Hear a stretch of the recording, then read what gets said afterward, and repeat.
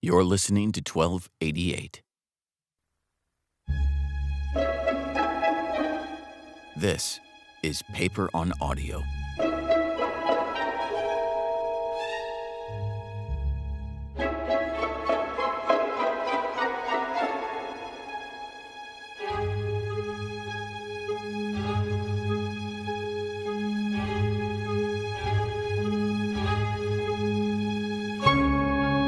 On today's episode, we conclude our three-part series from the works of Anton Chekhov.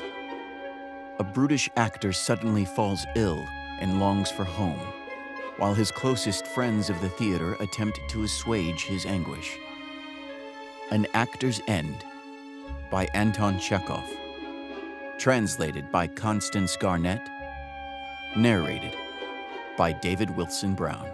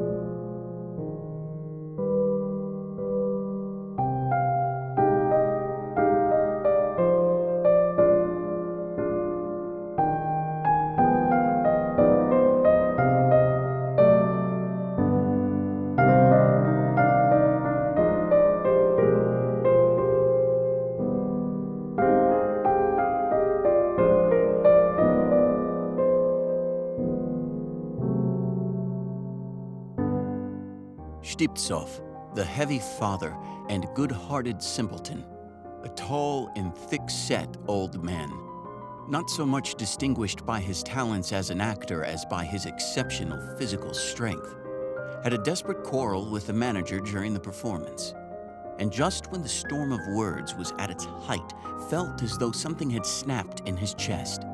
Zhukov, the manager, as a rule, began at the end of every heated discussion to laugh hysterically and to fall into a swoon. On this occasion, however, Shtiptsov did not remain for this climax, but hurried home. The high words and the sensation of something ruptured in his chest so agitated him as he left the theater that he forgot to wash off his paint and did nothing but take off his beard. When he reached his hotel room, Shtiptsov spent a long time pacing up and down, then sat down on the bed, propped his head on his fists, and sank into thought.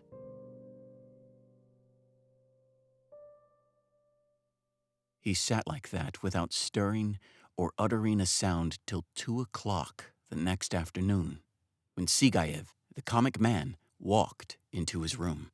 "Why is it you did not come to the rehearsal, Booby Ivanitch?" the comic man began, panting and filling the room with fumes of vodka. "Where have you been?" Shtiptsov made no answer, but simply stared at the comic man with lusterless eyes, under which there were smudges of paint. "You might at least have washed your face," Sigayev went on. "You're a disgraceful sight. Have you been boozing, or are you ill, or what? But why don't you speak? I am asking you, are you ill?" Shtiptsov did not speak. In spite of the paint on his face, the comic man could not help noticing his striking pallor, the drops of sweat on his forehead, and the twitching of his lips. His hands and feet were trembling too, and the whole huge figure of the good-natured simpleton looked somehow crushed and flattened. The comic man took a rapid glance round the room, but saw neither bottle, nor flask, nor any other suspicious vessel. "I say, Mishutka, you know you are ill," he said in a flutter. "Strike me dead, you are ill. You don't look yourself." Shtiptsov remained silent and stared disconsolately at the floor. "You must have caught cold," said Sigayev, taking him by the hand. "Oh, dear, how hot your hands are. What's the trouble?" "I want to go home," muttered Shtiptsov. "But you are at home now, aren't you?" "No, to Vyazma. Oh my, anywhere else. It would take you 3 years to get to your Vyazma. What?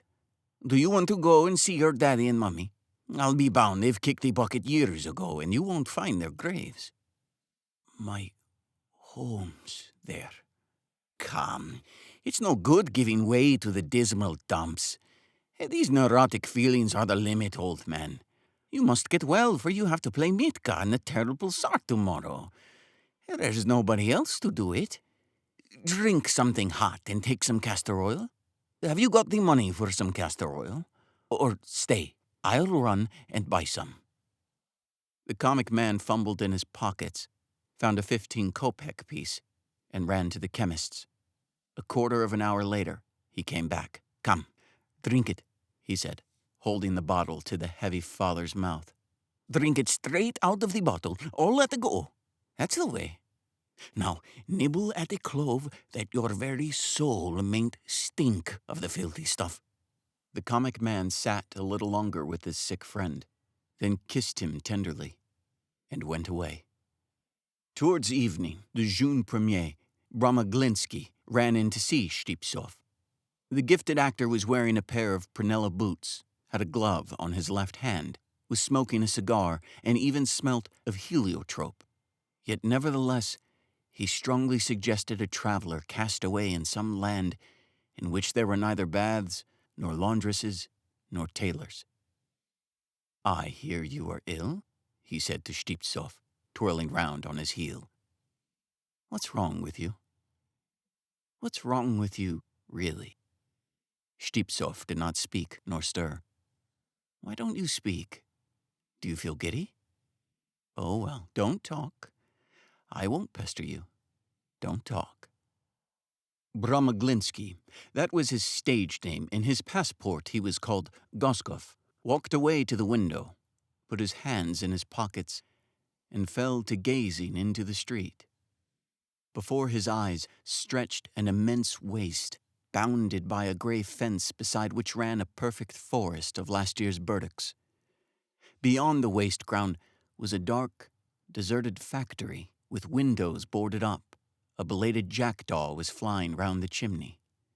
This dreary, lifeless scene was beginning to be veiled in the dusk of evening. I must go home, the jeune premier heard. Where is home? To Vyazma.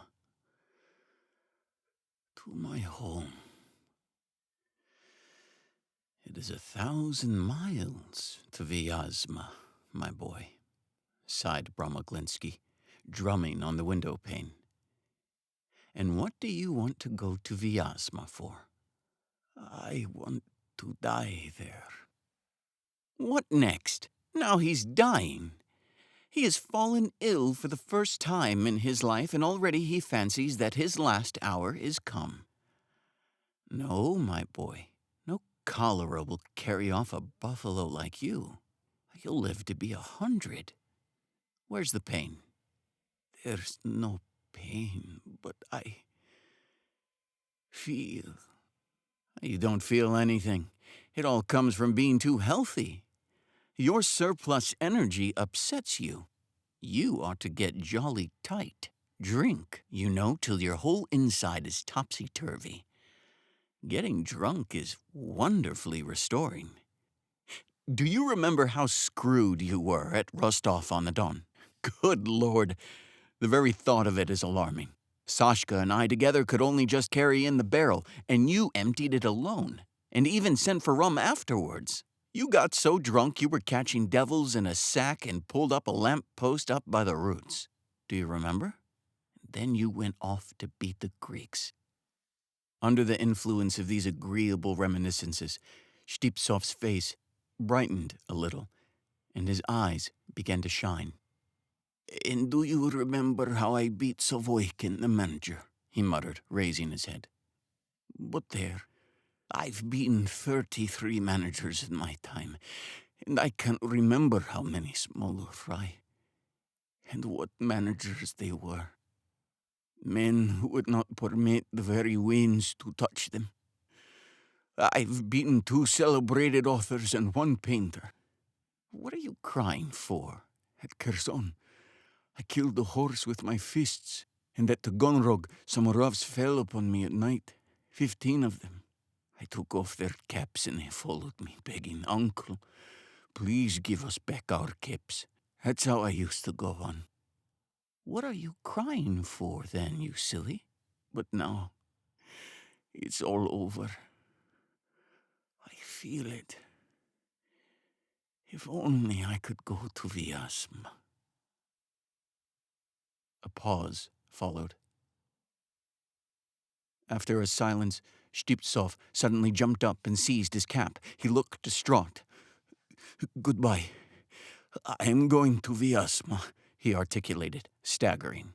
"And the money for the journey? I shall go on foot." "You are crazy."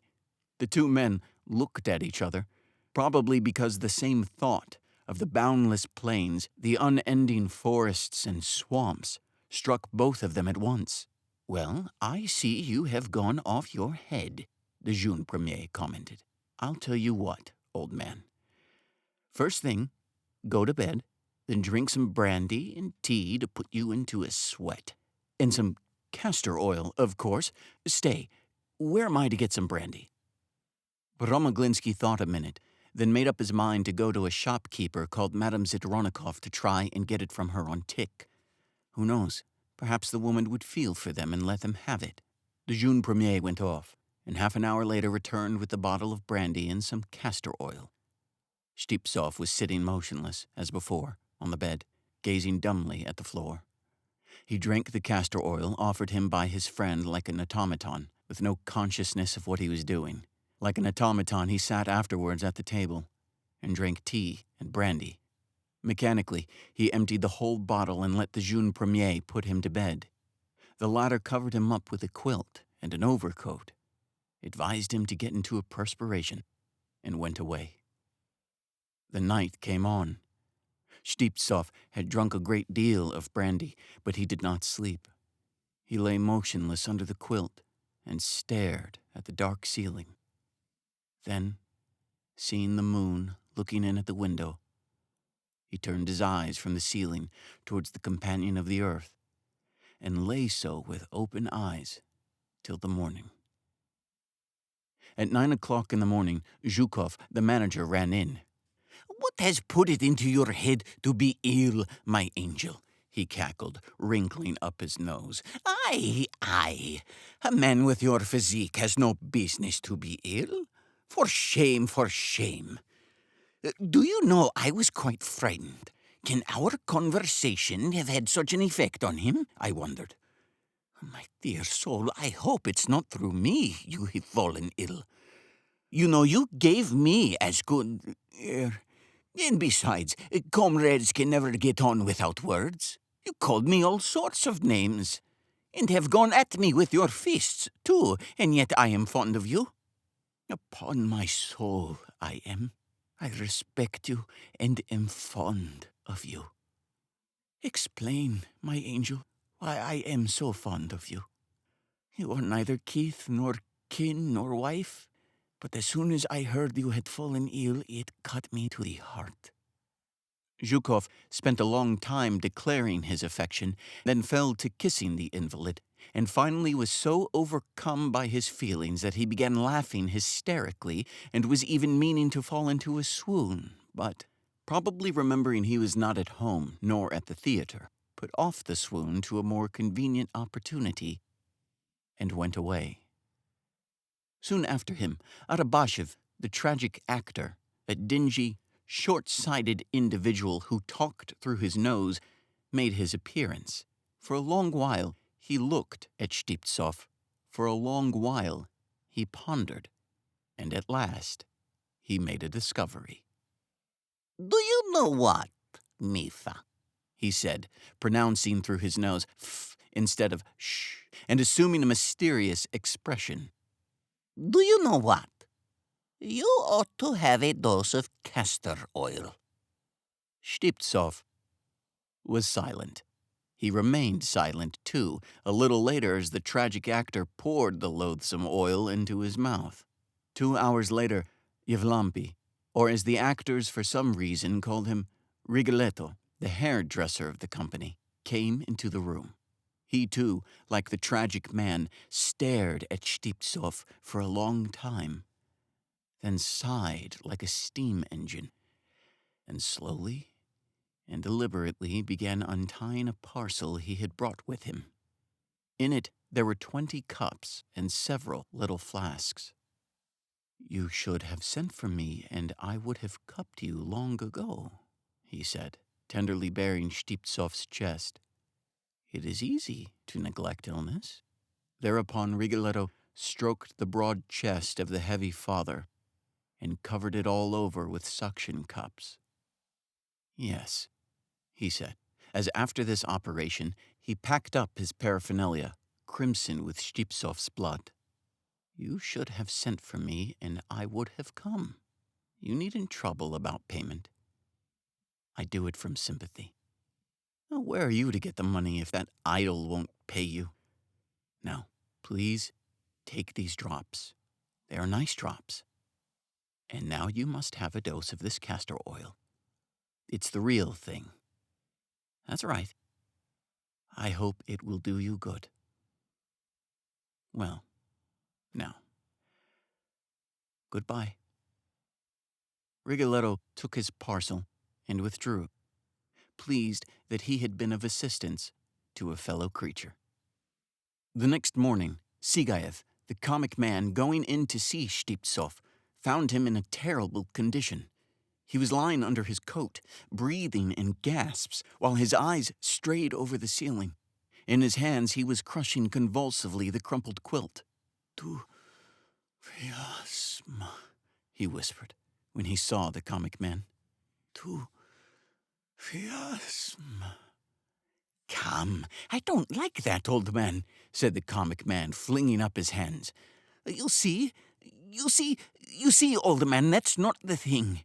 Excuse me, but it's positively stupid." "To go to fiasma, my God, to fiasma.